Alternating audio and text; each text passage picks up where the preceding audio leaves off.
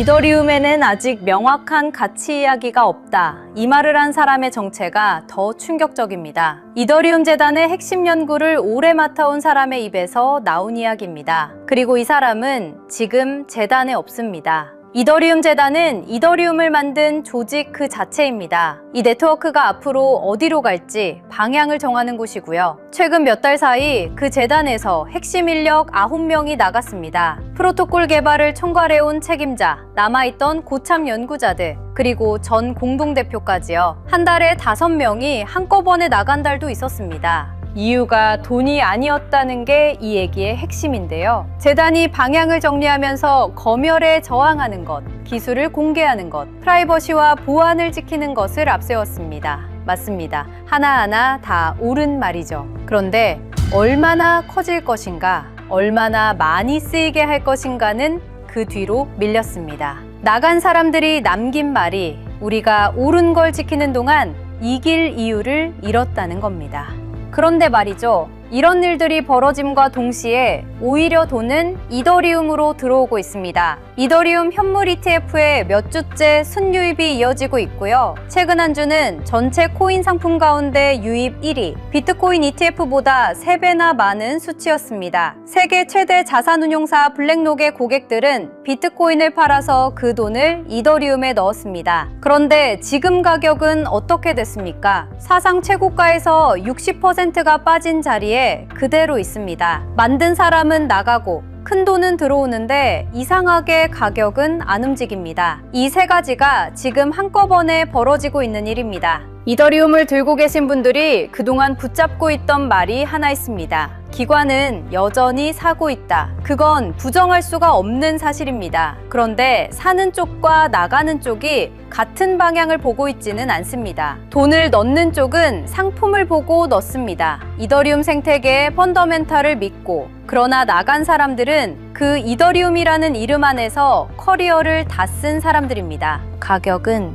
숫자에 불과합니다. 언제든 다시 오를 수 있습니다. 하지만 떠나간 사람들은 다시 안 돌아옵니다. 이더리움 생태계를 만든 사람들이 빠져나간다는 건 가격이 내릴 때와는 전혀 다른 종류의 질문이 생기는 일입니다. 과연 내가 지금 틀린 것인가? 자, 사람들이 떠난 다음에 무슨 일이 벌어지는지는 리플을 보면 잘 알 수 있습니다. 5년 전 겨울이었습니다. 그때도 어떤 사람들이 조용히 자리를 떠났고요. 그 다음부터 리플 가격은 4년 동안 한 번도 제대로 움직이지 못했습니다. 그때 리플 보유자들이 들은 설명은 하나였습니다. 시장이 원래 그렇다. 변동성이다. 조정이다. 많은 분들이 그 말을 믿었습니다. 저희도 한동안 그렇게 믿었고요. 4년입니다. 그 4년이 왜 그렇게 조용했는지는 아직 아무도 제대로 답한 적이 없습니다. 시작은 그날 밤이었습니다. 오늘 제가 정말 충격적인 이야기를 해보겠습니다. 2020년 12월 22일 밤, 그날을 기억하십니까? XRP가 단 하루 만에 63% 폭락했습니다. 어떤 이들은 수천만 원의 자산이 증발했고, 어떤 이들은 하루아침에 수억을 잃었습니다. 처음엔 시장이 미친 거라고 생각했습니다. 변동성이라고, 조정이라고 그렇게 믿었습니다. 하지만 이 사건을 5년간 추적한 결과 이건 어떤 이들의 치밀한 계획이었습니다. 리플 가격은 4년간 철저하게 짓눌려 있었습니다. 그리고 더 충격적인 건 2025년 8월 그 암살자가 다시 나타났다는 겁니다. 이번엔 더 큰 칼을 들고 더 강한 권력을 쥐고 더 야심찬 계획을 가지고 지금부터 제가 5년간 추적한 절대 공개되면 안 될 이야기를 시작하겠습니다. 먼저 타임라인부터 보시죠. 천천히 따라오십시오. 2020년 12월 22일 오후 9시 30분 SEC 의장 제이 클레이튼이 XRP 기소를 전격 발표합니다. 그의 임기 종료까지 남은 시간 단 12시간 12월 23일 오전 9시 클레이튼 SEC 의장직에서 사임합니다. 여기까지는 그럴 수 있다고 칩시다. 임기 끝나고 퇴임하는 거 이상할 건 없죠. 그런데 12월 24일 크리스마스 이브 아침입니다. 퇴임한 지 단 하루 만에 클레이튼이 새 직장으로 옮겨갑니다. 월리버 에셋 매니지먼트 자문으로. 잠깐만요. 이 회사가 뭘 하는 곳인지 아십니까? 비트코인과 이더리움에 8천억 원을 투자한 회사, 그러니까 리플과 직접적인 경쟁을 하는 회사에 베팅을 한 겁니다. 다시 한번 정리하겠습니다. XRP를 기소하고 다음날 사임하고 그 다음날 리플의 경쟁사에 투자하는 회사로 갔습니다. 이게 정상입니까? 윤리적으로 문제는 없습니까? 법적으로 괜찮은 겁니까? 하지만 진짜 소름 끼치는 건 이제부터입니다. 블록체인은 모든 걸 기록합니다. 그리고 그 기록을 추적해 보니 기소 발표 18시간 전인 12월 22일 새벽 3시 누군가 움직이기 시작했습니다. 대량의 XRP가 조심스럽게 하지만 확실하게 매도되기 시작합니다. 뉴스가 나오기 전, 세상이 알기 전, 폭락이 시작되기 전 누군가는 이미 알고 있었습니다. 이 시점에서 저는 의문을 품었습니다.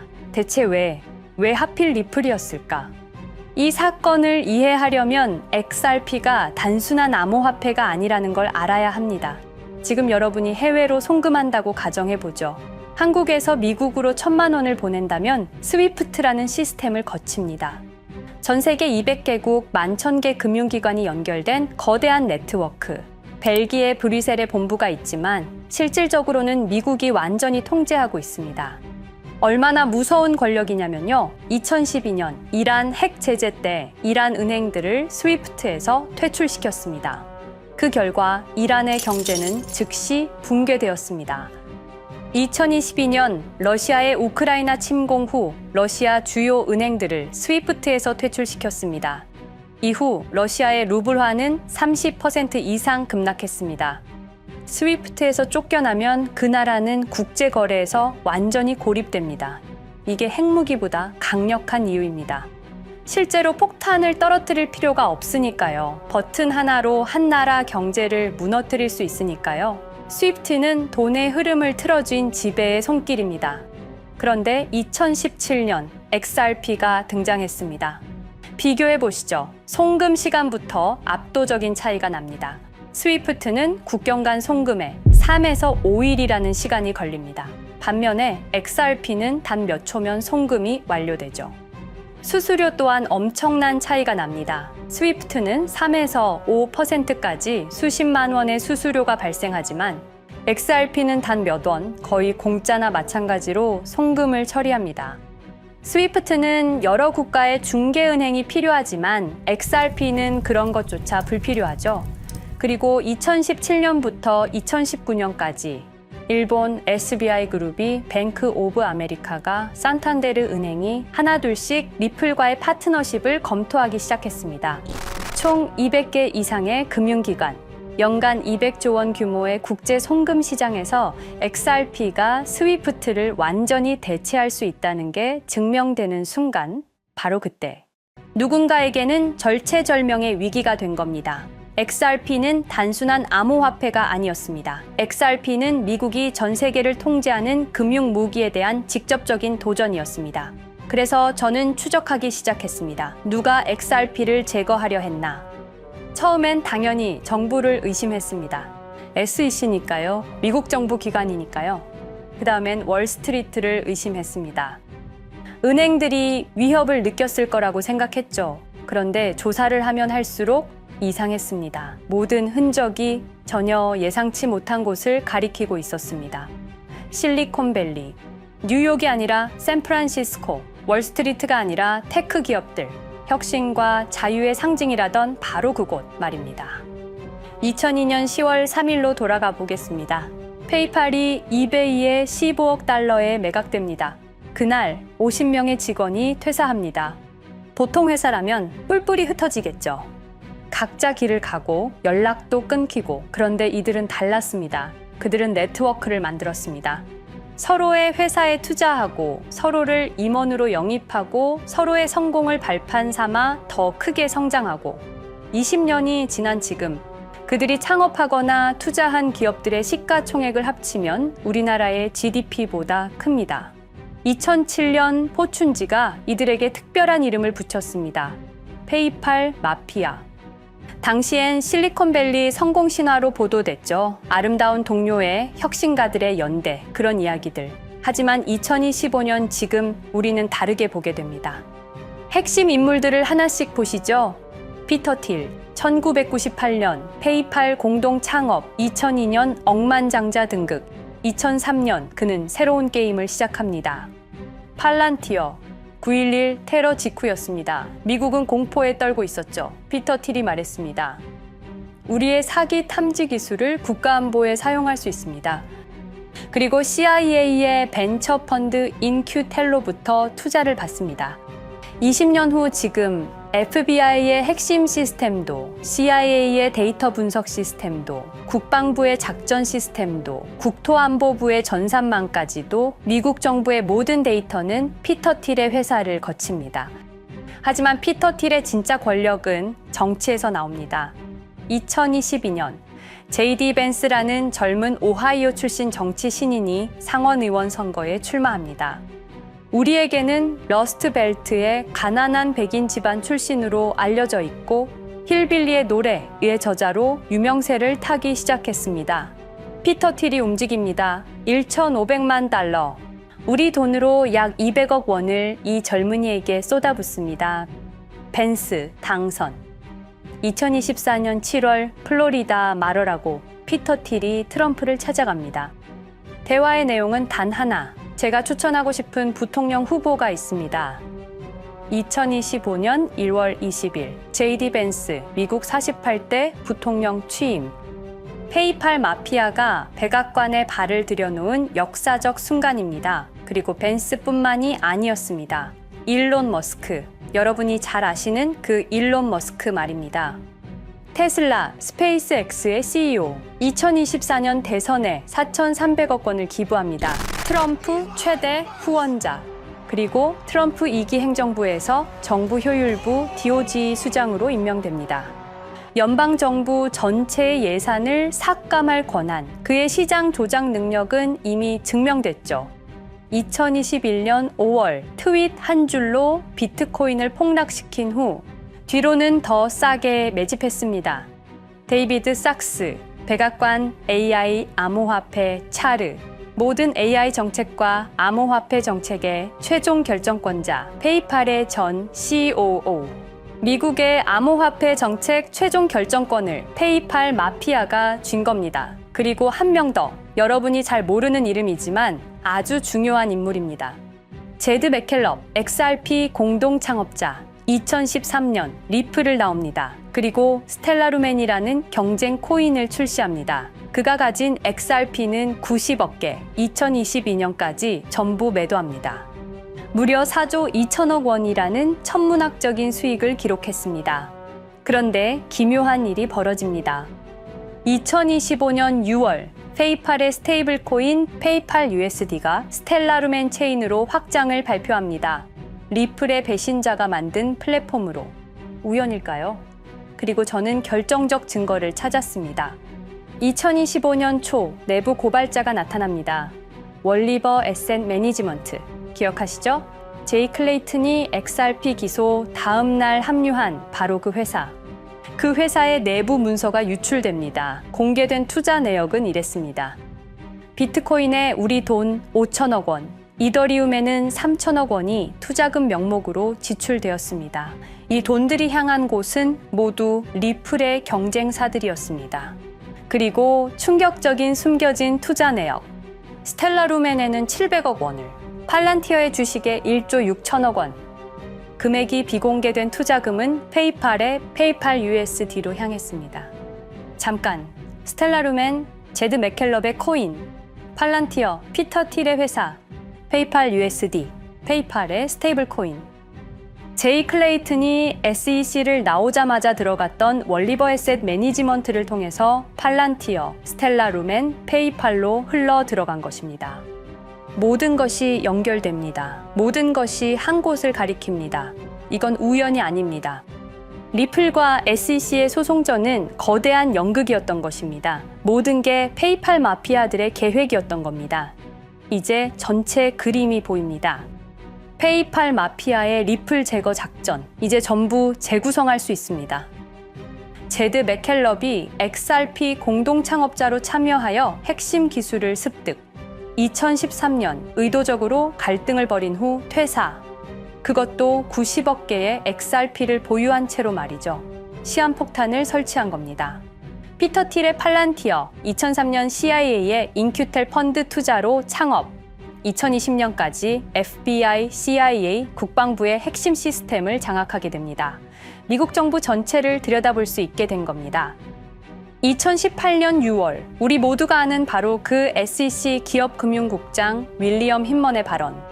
이더리움은 증권이 아니다. 의도적으로 리플의 가격만 억누르려던 치밀한 계획이었습니다. 제이 클레이튼, 임기 12시간을 남기고 리플을 기소.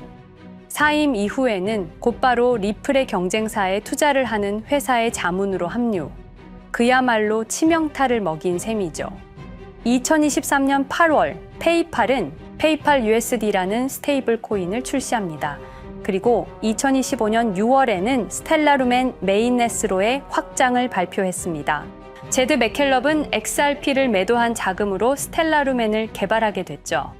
XRP를 대체할 완벽한 준비를 한 겁니다. 트럼프 2기 행정부 출범으로 페이팔 마피아들의 계획이 완성 단계에 접어듭니다. JD 벤스는 부통령으로, 일론 머스크는 정부 효율부 수장으로, 데이비드 sak스는 AI 암호화폐 총책임자로, 피터 틸은 트럼프 인수위의 공동의장 자리에 오릅니다. 페이스북의 모회사인 메타의 로비 비용을 보면 확실히 알 수 있습니다. 2024년 로비 비용으로 역대 최고 금액인 약 2,400억 달러를 지출했습니다. 로비스트 수도 2016년에는 31명에 불과했지만 2024년에는 의원 8명당 1명 꼴인 65명으로 늘어났죠. 정치 권력을 장악하기 위한 그들의 야욕이 그대로 드러나는 부분입니다. 데이비드 sak스, 백악관 입성 후 단 2주 만에 리플이 수년간 워싱턴에 배치한 로비스트들을 전원 축출했습니다. 겉보기에는 이해관계 충돌이라는 명분을 내세웠지만 실제로는 경쟁 세력을 제거하려는 목적이었습니다. 리플의 스피커 역할을 할 마지막 정치적 통로마저 차단이 된 겁니다. 완벽한 계획이었습니다. 그런데 SEC와 리플의 소송전에서 그들이 예상치 못한 일이 벌어집니다. 2023년 7월 아날리사 토레스 판사의 판결. XRP 자체는 증권이 아니다. SEC는 즉시 항소했고 리플도 여기에 부분적으로 항소를 하게 되죠. 법정 공방은 끝이 어딘지도 모르게 이어졌습니다. 그리고 2025년 8월 놀랍게도 양측 모두 항소를 취하합니다. 5년 동안의 전쟁이 드디어 끝이 나게 된 순간이었습니다. 리플은 승리했습니다. XRP 가격은 무려 5,000원에 근접하게 상승했고 수많은 자산 운용사들의 XRP, ETF 신청 물결이 이어졌습니다. 그리고 리플은 히든로드를 12억 5천만 달러의 인수, 리플 프라임이라는 이름으로 새롭게 출범시켰습니다. 스테이블 코인 리플 USD는 출시 1년 만에 시가총액 10억 달러를 돌파하는 기염을 토합니다. 현재 리플의 기업 가치는 400억 달러 이상으로 평가받고 있습니다. XRP는 죽지 않았습니다. 5년 동안 억눌렸던 것이 폭발적으로 성장하기 시작합니다. 투자자들이 돌아오고 은행들이 재접촉하고 파트너십들이 재개되고 우리가 이긴 건가? 정의가 승리한 건가? 아니었습니다. 2025년 8월 18일 XRP 승리 발표 불과 10일 후 뉴스가 터집니다. 제이 클레이튼 맨해튼 연방검사로 정식 임명. 5년 전 XRP를 기소했던 바로 그 사람. 이번엔 연방검사로 돌아왔습니다. 월스트리트의 보안관이라 불리는 미국에서 가장 강력한 검사직. 형사 기소권, 월스트리트 전체 감시 권한, 금융범죄 수사 총괄. 더 큰 칼을 들고 돌아온 겁니다. 그리고 2025년 11월 트럼프 대통령의 발표. 제이 클레이튼을 앱스타인 사건 수사 책임자로 임명합니다. 잠깐, 왜 하필 클레이튼일까요? 왜 XRP 소송이 끝나자마자일까요? 왜 지금일까요? 그리고 그는 다음엔 누구를 조준할까요? 리플은 부활했습니다. 하지만 페이팔 마피아는 멈추지 않았습니다. 2025년 상반기 이상한 패턴들이 포착되기 시작합니다. 일론 머스크의 행동이 변합니다. xAI에 추가 투자가 급증했고 테슬라 AI 개발에 급가속을 하기 시작했습니다. 그리고 이상하게도 특정 AI 기술에 대한 공격적 언급이 증가했습니다. 일론 머스크답지 않았습니다. 그리고 2025년 3월 한 AI 코인의 공식 계정이 일론 머스크의 X라는 플랫폼에서 갑자기 사라집니다. 노출 제한을 당했고 광고 계정들도 정지가 됐습니다. 특정 코인에 관련한 영상들이 전부 삭제되었습니다. 왜일까요? 이 코인에는 특징이 있습니다. 진짜 AGI 구현 가능한 탈중앙화, AI 네트워크로 평가받고 있는데 초당 수십억 단위의 연산 처리가 가능한 정도입니다. 수백만 개의 노드가 연결된 분산 뉴럴 네트워크, 이건 테슬라도 구현하지 못했습니다. 메타도 구현하지 못했습니다. 중앙화 시스템인 오픈 AI가 꿈도 꿀 수 없는 것입니다. 이 코인만이 유일하게 성공했습니다. 그런데 시가총액은 테슬라의 500분의 1 수준에 머물고 있습니다. 질문 드리겠습니다. 이렇게 혁신적인 기술인데 왜 플랫폼에서 차단을 당하고 검색조차 되지 않으며 알고리즘에서 철저하게 배제당하고 가격은 또 왜 이렇게 낮은 걸까요? 답은 하나입니다. 그들이 지금 사고 있기 때문입니다. XRP 때와 똑같은 패턴입니다. 역사는 반복되고 있습니다. 그리고 지금도 머스크와 페이팔 마피아의 자금이 이 코인으로 조용히 흘러 들어가고 있습니다. 가격이 낮은 건 무가치해서가 아닙니다. 리플이 그랬던 것처럼 그들이 움직이고 있기 때문입니다. 저는 이 AI 코인의 정체를 여기 유튜브에서 공개하려 했습니다. 하지만 치명적인 문제가 있습니다. 유튜브, 2005년 페이팔에서 나온 3명의 남자가 만들었습니다. 체드 헐리, 스티브 첸, 자베드 카림. 여러분이 지금 보고 계시는 이 유튜브라는 플랫폼조차도 모두 페이팔 마피아 출신의 감시망 안에 있습니다. 그리고 X는 일론 머스크가 소유하고 있습니다. 페이스북은 피터 틸의 첫 외부 투자로 시작했습니다. 그들은 플랫폼을 소유하고 있습니다. 백악관도, SEC도, FBI, CIA 계약도, 주요 SNS 플랫폼도 모두 그들 손안에 있습니다.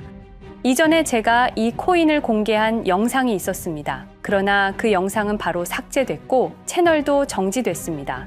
가이드라인 위반은 전혀 없었습니다. 그냥 사라졌습니다. 불편한 진실이 다뤄질 때마다 이런 일이 반복됐습니다. 하지만 한 가지는 분명합니다. 5년 전 XRP 투자자들은 속수무책이었습니다. 그런데 그들은 포기하지 않고 5년을 버텼습니다. XRP는 부활했고 포기하지 않는 사람들은 큰 수익을 얻었습니다. 그들은 우리가 잊었다고 생각합니다. 그들은 우리가 용서했다고 생각합니다. 그들은 우리가 포기했다고 생각합니다. 역사를 기억하는 자가 역사를 만듭니다. 자, 이제 질문하겠습니다. 역사는 지금 이 순간에도 반복되고 있습니다. 똑같은 패턴으로, 똑같은 방법으로 또다시 당할 수만은 없습니다. 그들에게 리플이 당했던 것과 똑같은 패턴으로 가격이 짓눌리고 있는 이 코인은 리플이 그랬던 것처럼 결국 모든 걸 이겨내고 상승할 수밖에 없을 것입니다. 그들의 계획을 미리 예측해서 우리가 조금이라도 더 빨리 움직인다면 우리는 도지코인, 시바이누를 초기에 매수했던 사람들처럼 상상할 수도 없는 수익을 올릴 수 있을지도 모릅니다. 저는 오늘 이 코인을 여러분께 공개하겠습니다. 단 유튜브의 스크립트, 작성 기능 때문에 직접적으로 언급할 수는 없습니다. 영상 설명란과 고정 댓글에 있는 링크를 통해 간단한 양식을 작성해 주시는 모든 분들께 이 코인을 알려드리도록 하겠습니다. 선택은 여러분의 몫입니다. 아무것도 하지 않으면 아무 일도 일어나지 않습니다. 행동하십시오. 그러면 여러분의 인생은 바뀌게 될 겁니다. 긴 영상 시청해 주셔서 감사드리고 궁금하신 점은 댓글을 통해 말씀 주시면 제가 성심성의껏 답변해 드리도록 하겠습니다. 감사합니다.